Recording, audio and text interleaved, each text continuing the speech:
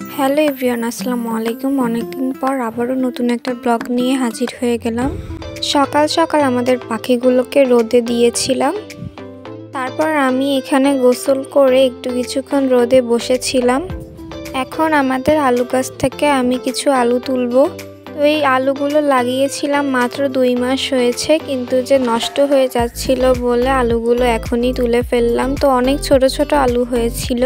তো আমার এরকম ছোট ছোট আলু তুলতে মজাই লাগছিল, তো আমি তুলছিলাম সবগুলো আলু। তো এই টবে মাত্র 3টা আলুই হয়েছিল। তারপরে আমি দেখছিলাম যে আর কোনো আলু ছিল কিনা, কিন্তু এটার মধ্যে আর কোনোই আলু ছিল না। তারপরে আমি আর একটা আলু গাছও তুলছিলাম। তো এই আলু গাছটাও সেরকম ভালো আলু হয়নি, খুব কম আলুই হয়েছিল আর বেশিরভাগ আলুই নষ্ট হয়ে গিয়েছিল। তো যে আলুগুলো ভালো ছিল সেগুলো আমি নিচ্ছিলাম। তো আমাদের আলু গাছে সব মিলিয়ে প্রায় 21টার মতো আলু হয়েছিল। এখন এইগুলোকে ধুয়ে নিচ্ছি ভালোভাবে। এখন এই ছোট ছোট আলু দিয়ে আমি শিং মাছের তরকারি রান্না করব। শিং মাছের তরকারি রান্না করার জন্য প্রথমে একটা প্যানে আমি তেল দিয়ে নিচ্ছি। এখন শিং মাছগুলো ভালোভাবে ভেজে নিব। আমি মাছগুলো ভাজতে একটু ভয় পাচ্ছিলাম।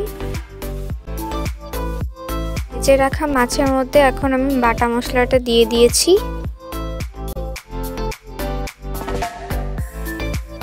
এখন দিয়ে দিচ্ছি পরিমাণ মতো লবণ আর হলুদের গুঁড়া। এখন এই মাছটাকে ভালোভাবে কষিয়ে নিব।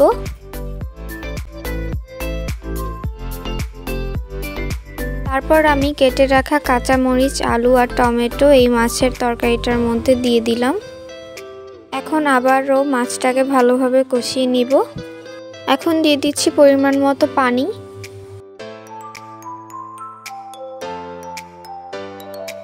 এখন ঢাকনাটাকে খুলে উপর থেকে একটু ধনিয়া পাতা দিয়ে দিব। আলু দিয়ে শিং মাছের তরকারি রান্না করা হয়ে গিয়েছে। সবাই কমেন্টে জানাবেন যে কেমন হয়েছে। আমাদের এই ব্লগটি যদি আপনাদের কাছে ভালো লেগে থাকে তাহলে প্লিজ আমাদের চ্যানেলটিকে সাবস্ক্রাইব করে আমাদের পাশেই থাকবেন। আল্লাহ হাফেজ।